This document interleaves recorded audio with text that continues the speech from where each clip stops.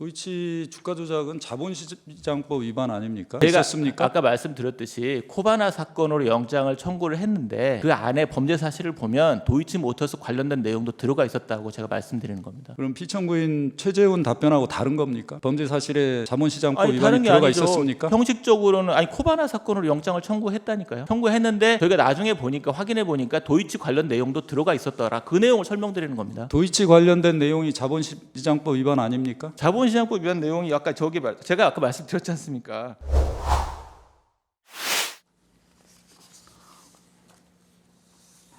조상원 피청구인은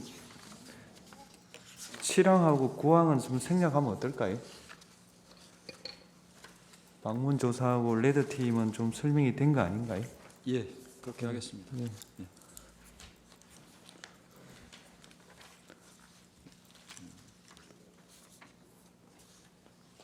자, 아니 요 피청구인 자리에 앉으세요. 마이크 앞에 앉으세요.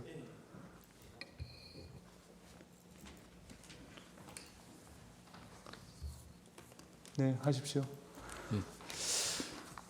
피청구인 2024년 10월 17일 10시부터 서울중앙지검에서 도이치모터스 주가 조작 사건의 피의자 김건희에 대한 불기소 사건 관련 출입기자 상대로 최재훈과 함께 기자회견한 사실 있죠? 예, 맞습니다. 예. 지금 피청구인 최재훈 부장이 지금 답변을 했기 때문에 중복되지 않는 범위 내에서 몇 개만 물어보겠습니다. 예. 당시 기자회견장에서 최재훈 부장이 답변한 내용에 대해서 피청구인 정확히 알고 있죠? 그때 같이 있었습니다. 예. 다만 이제 제가 답변한 사실 여기서 물어보시는 내용에 대해서 제가 답변한 내용은 하나도 없습니다. 예. 그런데 그 답변 내용에 대해서 피청구인도 다 인정을 하는 거죠? 그 사실관계는. 제가 기억하는 내용에 대해서만 답변 드리도록 저는 하겠습니다. 간략하게 묻겠습니다. 예. 그 당시 기자가 도이치모터스 주가 조작 사건과 관련해서 김건희 여사에 대한 압수수색 영장을 언제 어떻게 무엇 때문에 청구했느냐는 질문에 대해서 최재훈 부장이 김 여사에 대해서 주거지 사무실 휴대전화 압수수색 영장 청구했는데 모두 기각됐다. 이후 영장 다시 청구하지 않았다. 답변한 사실은 알고 있죠. 그런 비슷한 취지로 답변을 한 것으로 알고 있습니다. 그 이후에 왜 수사팀이 바뀌고 재청구 시도 안 했느냐라는 기자 질문 받고 코바나 사건과 도이치 사건은 동시에 수사가 진행되고 있었고 그래서 압수수색 영장이나 계좌 영장이나 두 개 범죄 사실이 혐의가 같이 들어가서 집행이 됐었다라고 답변한 사실이 있었죠. 동시에 수사가 진행되고 있다는 이야기는 했고요. 그다음에 영장과 관련해서 두 개의 범죄 사실이 같이 들어가서 진행된 적도 있다. 그런 취지로 이야기한 것으로 저는 이해했습니다. 그게 맞습니까? 예. 그 영장이 예. 청구할 때 범죄 사실에 김건희의 도이치모터스 주가 조작 범죄 사실이 청구한 영장에 들어가 있었습니까? 계좌 영장에는 저희가 이미 압수수색 내역에서 제출한 것처럼 19번 두 개의 범죄 사실을 넣어서 영장을 청구했고 17번 영장이 발부돼서 계좌 추적이 진행됐고요. 그다음에 도이치모터스 사건과 관련해서 말씀드리면은 원래 11월 9일 날 코바나 컨텐츠 관련해서 압수수색 영장이 청구가 됐는데 뭐 압수수색 내역 저희가 제출한 자료 증제 51호인가 거기에 보면은 코바나 사건으로 해서 영장이 청구되었는데 기각됐다고 되어 있습니다. 다만 저희가 나중에 확인해 보니까 그 기각된 영장에도 보면 그 범죄 사실 안에 2013년 권오수가 2014년에 그 김건희로부터 증권 계좌를 제공받아 주가 조작을 하였다는 혐의로 경찰청으로 내사를 받았다는 내용이 있고 그 내사를 받고 있는 사건의 수사무한 명목으로 해서 권오수로부터 뇌물 수수 등을 받았다는 범죄 사실이 포함되어 있었습니다. 그리고 또 압수수색 대상도 지금 문제되고 있는 도이치모터스 주주 현황, 전체 주식 발행 내역, 주급 납입 자료가 압수수색 대상으로 포함되어 있었습니다. 그리고 압수수색 대상자도 권오수, 그다음에 김건희, 최은순 이게 다 포함되어 있어서 사실상 저희가 나중에 확인한 바로는 제가 제 기준으로 봤을 때 나중에 확인한 바로는 엄격하게 말하면은 형식적으로 말하면 코바나 영장이 기각됐지만 그 영장 안에는 도이치모터스 범죄 사실도 포함되어 있다고 볼 수 있습니다. 뭐 자세하게 설명을 하셨지만 예. 피청구인 최재훈도 도이치모터스 주가 조작 범죄 혐의 사실과 관련해서 코바나 영장 청구 당시에 범죄 사실이 들어가지 않았다라고 답변했는데 제가 아까 말씀드렸지 않습니까? 형식적으로는 그런데 영장을 봤더니 그 영장 안에 이런 내용이 들어가 있었다는 거 제가 설명드린 겁니다. 도이치 주가 조작은 자본시장법 위반 아닙니까? 자본시장법 위반 혐의에 대한 범죄 사실이 코바나 영장 청구 당시에 들어가 제가 있었습니까? 아까 말씀드렸듯이 코바나 사건으로 영장을 청구를 했는데 그 안에 범죄 사실을 보면 도이치모터스 관련된 내용도 들어가 있었다고 제가 말씀드리는 겁니다. 그리고 압수수색 대상도 도이치모터스 사건 관련된 내용이 들어가 있었다는 겁니다. 그럼 피청구인 최재훈 답변하고 다른 겁니까? 범죄 사실에 자본시장법 아니, 위반이 다른 게 들어가 아니죠. 있었습니까? 형식적으로는 코바나 사건으로 영장을 청구했다니까요. 청구했는데 저희가 나중에 보니까 확인해 보니까 도이치 관련 내용도 들어가 있었더라. 그 내용을 설명드리는 겁니다. 도이치 관련된 내용이 자본시장법 위반 아닙니까? 자본시장법 위반 내용이 아까 제가 아까 말씀드렸지 않습니까? 이 권오수가 2013년도 김건희로부터 증권 계좌를 제공받아 주가 조작을 하였다는 혐의로 경찰청으로 내사를 받았고 이 내사 사건 무마 명목으로 코바나 협찬금 형태를 빌어서 뇌물을 받았다. 이 내용이 범죄 사실에 들어가 있었다고요. 죄명만 따질 게 아니라 범죄 사실에 그런 내용이 그건 뇌물수수입니까? 그럼 뇌물수수? 뇌물수수로 돼 있습니다. 예. 뇌물수수는 뇌물수수하고 뭐 부정청탁법, 변호사법 위반 이런 내용이 들어가 있던 것으로 알고 있습니다. 그러니까 도이치모터스 주가 조작 사건의 범죄 사실은 아니지 않습니까? 제가 전제 말씀드렸지 않습니까? 형식적으로는 코바나 사건 영장을 청구했다, 기각됐다. 자, 32호증 제시하겠습니다. 32호증. 그 당일 기자회견 후에 이 모든 언론과 신문, 방송이 도이치 의혹 김 여사 압수수색 영장 모두 기각 제목으로 다 보도가 됐습니다. 알고 있죠? 저희 언론 보도 참고 자료를 제가 브리핑을 했고 그 내용에 대해서 언론사에서 언론 보도를 한 것으로 알고 있는데 뭐 그대로 보도가 됐는지는 제가 잘 모르겠습니다. 그러면 이 내용이 맞는 겁니까? 이 보도 내용이? 어떤 보도 내용을 말씀하시는 이 거예요? 보도 그 당시 나왔던 보도 내용이 맞는 겁니까? 사실이 맞는 거냐고요? 어떤 내용을 말씀하시는지 제가 잘 이해를 못하겠는데요. 저 중에서 어떤 내용? 도이치 의혹과 관련해서 김 여사에 대한 압수수색 영장을 청구했는데 법원이 모두 기각했다라고 답변을 해서 지금 모든 신문이나 방송에서 이거를 주된 내용으로 해서 보도를 했어요. 이 사실이 맞느냐라고 저는 여쭤보는 겁니다. 이 보도 내용이. 제가 보도 내용에 당부돼서 말씀드리기는 어렵죠. 그거는. 검찰이 수사 결과를 발표하고 언론에 브리핑까지 하면서 이 내용이 맞다라고 답변을 해서 언론이 제가 보도를 언론 기사의 했는데 보도 내용에 대해서 제가 이거 맞다 틀리다라고 저한테 물어보시는 거는 제가 답변할 성질은 아닌 것 같은데요.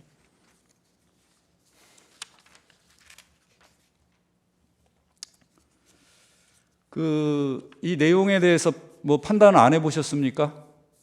MBC에서 도이치모터스 주가 조작 관련해서 영장이 기각됐다고 저희가 뭐 브리핑을 했다라고 해서 그 다음 날 국감장에서 저희 피청구인 이창수 검사장이 거기에 대해서 해명을 했고 그 다음에 저희가 해명 그와 관련된 해명 문자풀을 저희가 배포를 했습니다. 자, 갑자기 37호증입니다. MBC가 당일 다른 보도와 달리 밤 늦게 이렇게 단독으로 보도를 합니다.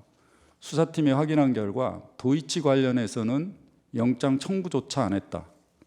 그 보도가 있고 나서 모든 신문들이 기자회견이 거짓이었다는 걸 확인했습니다. 그리고 그 다음 날 피청구인 최재훈이 문자로 몇 개 보냅니다.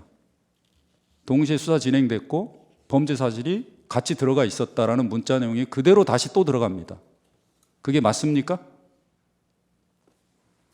만약에 10월 17일 날 모든 신문이 기자회견 내용대로 최재훈 부장은 저희가 수사 결과에 대해서 백브리핑을 하면서 그 당시까지 이루어진 수사 진행 경과에 대해서 이해를 쉽게 하기 위해서 보도 그 설명을 드린 것이고 그 브리핑 내용의 전 취지를 보시면은 그런 취지가 아닙니다.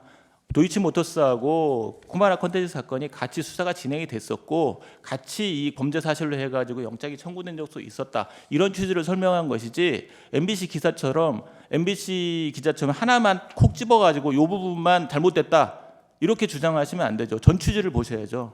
그래서 저희가 해명 분자풀도 한번 보시면은 그 내용을 전체를 다 보시면 전혀 허위 내용이 없다는 것을 거기에다 저희가 충분히 설명을 드렸습니다. 자, 만약에 그러면 10월 17일 날 모든 도하 신문이나 방송에서 도이치 영장 청구했다가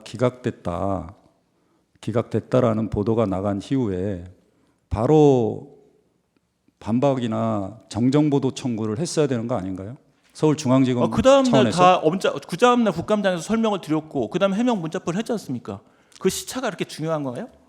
그거는 10월 17일 날 MBC에서 단독으로 영장 청구조차 안 냈다는 보도가 있었기 때문에 그 다음날 해명을 한 거죠. MBC 기사는 제가 공보 업무를 제가 차장 검사로서 2주에 한 번씩 언론 티타임 공보 업무를 하고 있습니다. 근데 MBC 기사는 항상 여러 가지 내용 중에서 제가 얘기한 것 중에서 하나만 꼭 집어가지고 그것만 딱 집중해서 보도를 합니다. 저는 사실과 이게 꼭 매칭이 되는지 저는 의문입니다. 자, 그러면은 마지막으로 이 부분에 대해서 하나만 물을게요. 예. 피청구인은 이 도이치 영장 청구했다가 기각됐다라는 보도 내용에 모든 기자들이 다 그렇게 알고 적은 내용이 사실이란 얘기네요. 그게 무슨 말씀이시죠? 질문 취지를 잘 이해를 못하겠는데요. 당일 이런 형식의 모든 언론 기사가 나갔는데 이 제가 보도 기사가 모든 기사를 다 보지 못했기 때문에 그거에 자, 대해서 명확히 답변드리기 어렵습니다. 알겠습니다. 그리고 덧붙여서 말씀드리면 저희가 그 당시에 이 내용을 우리가 압수수색을 한 것도 아니고 전 정부의 수사팀에서 압수수색을 했고 압수수색 영장을 청구를 했고 기각됐고 이 부분을 우리가 왜 숨길 이유가 뭐가 있습니까? 우리는 4년 6개월 동안 미뤄졌던 수사를 5개월 동안 신속하게 진행해서 했는데 압수수색 영장 청구한 걸 굳이 숨길 이유도 없고 그렇지 않습니까? 아무런 수사를 안 했기 때문이죠. 왜 아무런 수사를 안 해요? 서면 답변 2면 받고 대면 조사 딱 한 번 하고 끝내지 않았습니까? 그 전 팀은 그 대면 조사로 했습니까? 왜 전 수사팀에 대해서 얘기합니까? 불기소 처분을 한 거는 피청구인이잖아요. 그러니까 저는 부임을 한 이후로 필요한 수사를 다 절차를 거쳤고 그다음에 그 여사의 모친도 조사를 했고 여사도 서면 조사도 했고 그다음에 대면 조사도 했고 그다음에 관련 계좌들도 조사를 했습니다. 저는 충분히 필요한 조사를 했다고 생각합니다. 예. 전 수사팀이 왜 수사를 못했겠습니까? 그걸 저한테 물어보시면 안 되죠.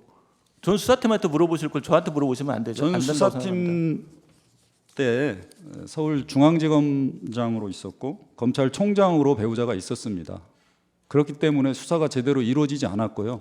그건 그래서- 약간 어폐가 있죠. 왜냐하면 2020년 10월 달에 추미애 법무부 장관이 검찰총장에 대해서 수사지휘권 배제 명령을 내렸습니다.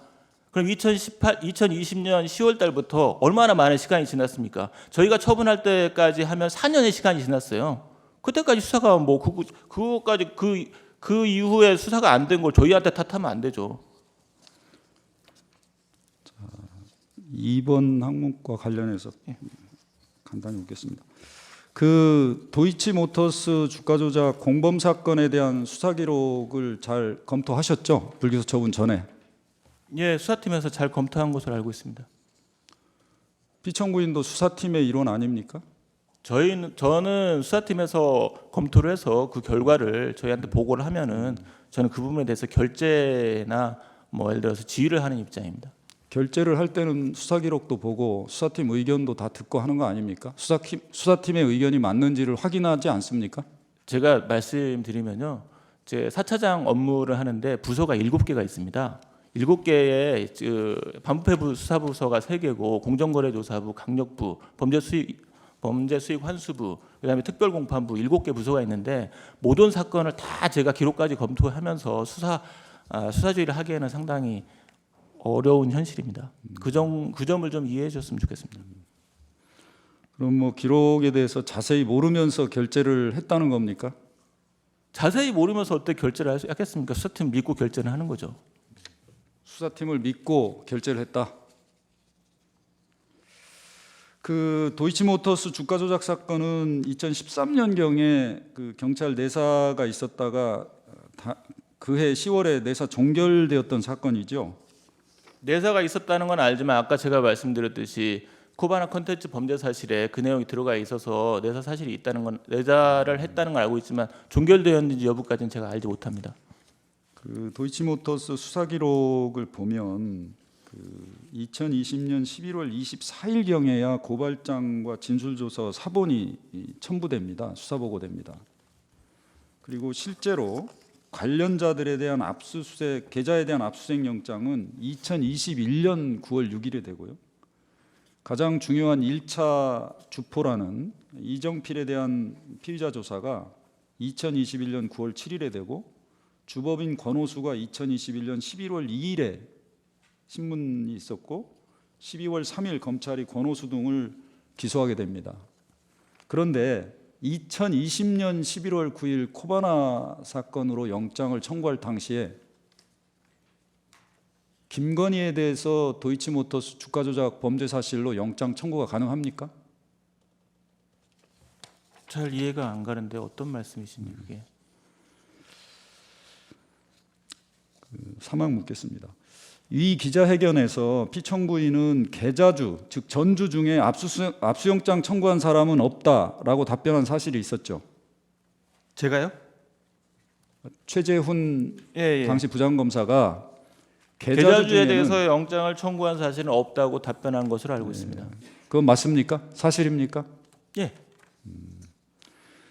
그 피청구인은 수사 기록을 다 보지 않고 결재를 하기 때문에 수사팀을 믿고, 근데 이승근에 대해서 알고 있어요? 이승근 알고 있습니다. 기록을 봤습니까? 기록이요? 네. 어떤 기록을 말씀하시나요? 이승근을 어떻게 알고 있어요? 이승근에 대해서는 지금 탄핵 소추 이후에 뭐 저희 소추 사유에 들어가 있어서 알고 있습니다. 그 전에는 잘 몰랐습니까? 이승근이 그렇게 중요한 인물이 아닙니다. 김건희 사건에 있어서. 그런데 기자회견에서 계좌주인 중에는 압수수색 영장 청구한 사실이 없다고 했잖아요. 예? 이승근은 계좌주가 아닙니다. 이승근은 제가 듣기로는 제가 나중에 확인한 바로는 계좌주가 아니고 수사 초창기에 권오수하고 자금 거래가 활발해가지고 권오수와 시세준의 공범으로 판단해가지고 이승근에 대해서 압수수색을 진행을 했고, 나중에 확인해 보니까 전 수사팀에서 보니까 혐의가 인정되기 어려워서 불입건 처리를 했다고 했습니다. 그러니까 이승근은 저희가 말하는 계좌주가 아니죠. 왜냐하면 최재원 부장이 얘기할 때 계좌주에 대해서 계좌주는 자금이나 계좌를 제공한 사람으로서 우리 판결문에 제시하고 있는 초기 투자자, 그러니까 권오수가 그 유상증자를 할 때 11명이 10억 원에 대해서 50억 원을 투자를 했습니다. 그 50억 원을 투자한 그 사람들을 지칭해서 계좌주라고 이야기를 했던 겁니다. 그러니까 이승근은 그 계좌주 범위에서 벗어난 사람이고, 그다음에 이승근에 대해서 영장 청구한 9월 7일 범죄 사실에도 이승근은 권오수하고 시세준의 공범으로 적시되어 있던 사람입니다. 그러니까 계좌주라고 여기서 단정하면 안 되는 사람입니다. 계좌주 내지 전주는 주가 조작을 할 때 계좌를 활용하고 거기에 1인 매매를 의도하는 형태로 해서 통정해서 매수하거나 매도하는 사람을 계좌주, 전주라고 하지 않습니까? 제가 아까 우리 부장이 말씀한 계좌주에 대해서는 자금과 계좌를 제공한 초기 투자자의 성격을 가진 사람들을 이야기하는 것으로 저는 이해를 했습니다. 그리고 실제로 제가 남부 육부장 하면서 라임 사건을 수사를 했을 때도 그때도 계좌주에 대해서는 실질적으로 1인만 하고 이런 사람들이기 때문에 하여튼 저희가 보면 시세준의 공범과는 완전 다른 취급을 받는 사람들입니다. 이승근은 김건희와 같이 권오수의 오랜 지인으로 도이치 사건에서 권오수 통해서 도이치모터스 주식을 매매한 사람은 맞죠? 김건희의 지인인지는 전혀 모르겠고요. 제가 나중에 확인한 바로는 권오수의 지인이라고 들었고, 그 다음에 권오수를 통해서 주식 매매했는지는 전혀 알지 못합니다. 그 검찰이 2021년 9월 7일 계좌주, 그러니까 이승근에 대해서 주거지 사무실에 대한 압수수색을 실시한 사실은 알고 있죠.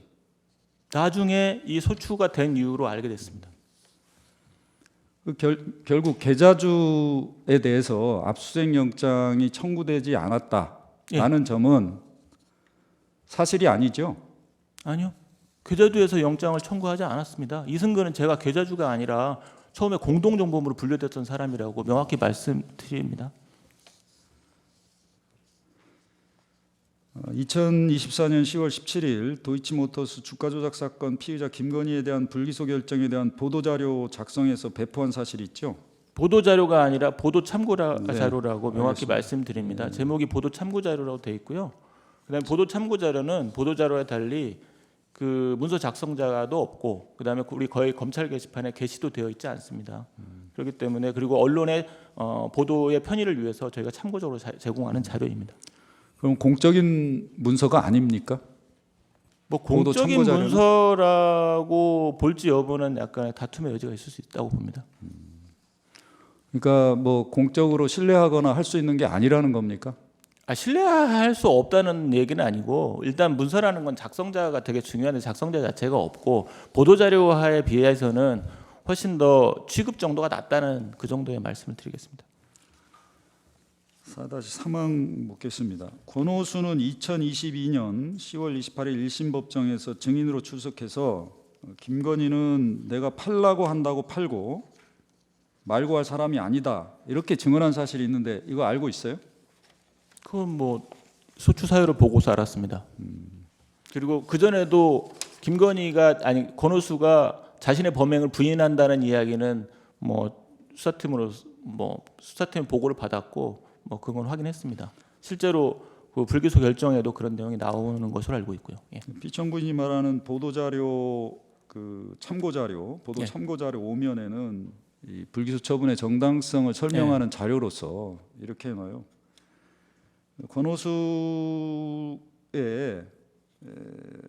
권오수를 신뢰해서 피의자에게 자신의 범행 내지 주가 관리 사실을 숨기고 단순한 추천 권유를 통해서 매도 요청했을 가능성이 크다 이렇게 해놨죠. 기재했습니다. 예. 이 법정 증언 녹취서하고는 다르지 않습니까? 사실관계가? 법정 녹취서하고 증언은 다른데 그거에 대해서 말씀드려도 될까요? 민태균이나 김기현은 여사가 권오수가 해달라고 하면 여사가 그 말을 듣고 매도했을 것 같다라고 이렇게 얘기를 한 바 있고요. 그리고 항소심 판결문 중에 보면 뭐 10월 28일하고 11월 1일자 그 통정매매 김건희 여사 관련된 그 계좌를 이용한 통정매매 관련해서 권오수의 의사의 관여 아래에 이와 같은 거래가 체결되었다는 취지로 이 권오수의 관여 사실을 인정하고 있습니다. 그렇기 때문에 법원에서 인정한 사실이므로 이게 권오수의 이 증언은 사실상 신빙성이 좀 배척된다고 볼 수 있고요. 사실상 그 권오수는 제가 지금까지도 대법원의 지금 재판 과정에서도 지금까지 일관되게 자기의 시세종 범행 사실을 다 부인하고 있습니다. 그러니까 내 시세종 범행 사실을 내가 시세종 안 했다고 주장을 하고 있는데 어떻게 남한테 권유를 하겠습니까? 내 것도 안 하는데 남한테 권유한다는 걸 인정할 수가 없는 거죠. 그래서 저희는 권오수의 진술의 신빙성보다는 김기현이나 민태균의 진술의 신빙성 그리고 관련 객관되는 자료를 통해서 그걸 더 신빙성의 우위를 높고 이와 같이 관련 증거에 따라서 결론을 내린 것입니다. 5항은 생략하겠습니다. 전체적으로 6항 묻겠습니다. 갑질 51호증 압수영장 제시하겠습니다. 2024년 10월 18일 2024년도 국정감사 중 국회 법제사법위원회 요청에 따라서 서울중앙지방검찰청이 김건희에 대한 압수수색 영장 청구 및 발부 내역을 정리한 자료를 작성해서 국회에 제출한 사실이 있죠. 제가 작성한 게 아니고 저는 당시 국감장에 있었기 때문에 우리 수사팀에서 작성해서 제출한 것으로 알고 있습니다. 증인은 피청구인은 이 내용 전혀 모릅니까?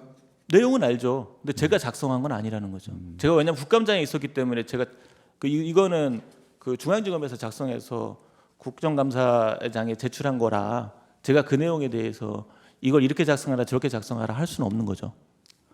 아니 초안은 누가 작성했는지 모르겠지만 피청구인과 이창수가 국정감사에 기관 증인으로 출석해서 국정감사위원회 요청에 따라서 서울중앙지검이 작성해서 제출한 자료 아닙니까? 변호인께서도 아시겠지만 국정감사장에서 묻는 질문이 엄청 많았습니다. 그날 저희 김건희 도이치모터 사건 관련해서 90% 이상을 물어봤는데요.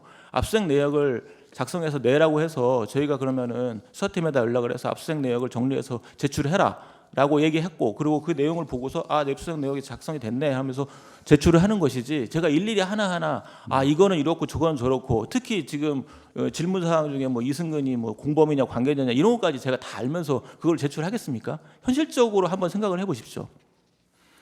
자, 그날 국정감사에서 가장 핵심은 과연 김건희 주가 조작과 관련해서 영장을 청구했다가 기각됐는지, 계좌주 중에는 영장을 아무도 청구한 사실이 없었는지 여부가 가장 큰 쟁점이었고, 모든 국민들이 거의 관심이 쏠려 있고 언론도 관심이 있었습니다. 그렇기 때문에 당일 국정감사장에서 압수영장 내용을 전부 제출하라고 한 겁니다. 그런데 내가 작성한 것이 아니기 때문에 일일이 확인할 필요도 없었다, 이런 겁니까? 아니, 압수수색 내역에 대해서 작성을 했고 그다음에 그거를 제출했지 않습니까? 자, 이 내용을 잘 저희가 모른다는 그 거예요, 내용을 안다는 뒷부분을 거예요? 보시면요, 한번 뒤를 보십시오. 맨 마지막 장을 보시면은 제일 중요한 거는 김건희에 대해서 압수수색을 몇 번이나 청구를 했느냐, 도이치하고 코바나하고 같이 넣어서 청구를 했느냐, 그 내용이 나와 있어요. 저 맨 뒤 아래쪽에 보시면은, 거기에 보시면은 김건희하고 코바나하고 도이치하고 19번 압수수색 영장을 청구해서 두 개의 범죄 사실을 넣어가지고 17번 발부돼서 집행을 했다, 그 내용이 나와 있습니다. 그게 핵심이지, 위에 안에 있는 이 목록에 누가 몇 번 이것까지 저희가 어떻게 알겠습니까? 제가 국정감사장 안에서 지금 있는데 그걸 어떻게 다 알 수 있겠습니까? 현실적인 걸 말씀드리는 겁니다. 국정감사위원은 김건희에 대한 주가 조작과 관련한 영장 청구가 있었는지 여부가 알고 싶었기 때문에 자료 제출을 요구한 거고요. 피청구인이 말하고 싶은 내용을 받아보기 위해서 자료 제출을 요구한 게 아닙니다, 국정감사가. 제가 뭐 압수영장 내역 말씀드리려고 순번 17번 예. 한번 보시겠습니다. 여기 보시면 좀 길어보세요. 청구일시 2021년 9월 6일 사건 도이치 이 땡땡 관계자라고 되어 있습니다. 주거지 등 휴대전화 PC 등이라고 기재되어 있죠. 네. 여기 왜 관계자라고 기재됐는지 피청구인 알고 있어요? 그 당시에는 몰랐고요. 제가 이 산핵 소치 이후로 확인한 바로는 아까도 말씀드렸지만 이승근은 초반에 계좌주로 분류된 사람이 아니라 권오수와 자금 거래가 활발해서 권오수와 같이 시중을 공모했다는 의심을 받고 있어서 9월 7일 날 2020년 9월 7일 날 2021년 9월 7일이죠. 9월 7일 날 압수수색 영장을 청구를 공범으로 적시해서 압수수색 영장을 청구를 했던 사람입니다. 그런데 나중에 수사를 해보니까 이승근이 실제로 시세준용에 가담했다는 사실이 인정되기 어려워서 전수사팀에서 불입건 처리를 했고, 그렇기 때문에 공범이 아니어서 관계자로 표시했다고 저는 그렇게 들었습니다. 혹시 계좌주로 표기하는 경우에 기자회견에서 답변한 내용과 다를까 봐서 관계자로 표현한 건 아닙니까? 전혀 아닙니다. 알겠습니다. 예. 잘 모르신다면서요, 작성한 경위를. 모르는 게 아니라 그거는 나중에서 당연히 알았다는 아니죠. 거 아닙니까? 이승근이 계좌주가 아니라는 얘기는 여러 번 말씀드렸지 않습니까? 좋습니다. 그 당시에 브리핑한 내용이 4시간입니다. 4시간. 이승근이 계좌주냐 아니냐 그렇게 중요한 내용이 전혀 아니에요. 자, 검찰이 도이치모터스 주가 조작 사건을 기소하고 재판을 유지하는 과정에서 무려 검찰 의견서를 거의 30회 가량 의견서를 제출합니다. 피청구인은 이건 알고 있어요? 의견서를 제출한 것은 알고 있습니다. 8-3항 하나만 묻겠습니다. 검찰은 도이치 사건 재판부에 전주에 대해서 공동정범으로 최소한 방조범으로 의율해서 처벌해야 된다는 의견서를 여러 차례 제출합니다. 이 사실은 알고 있어요? 전주 누굴 얘기하시는 겁니까? 이런 의견서가 있다는 건 알고 있습니까? 그러니까 전주 누구를 말씀하시는지 이야기를 하셔야 제가 답변을 손건희입니다. 드리죠. 손건희. 손건희에 대해서 방조범으로 해야 된다 의견서 말씀하신 건가요? 이런 의견서를 본 적 있습니까? 없습니까? 저 의견서는 제가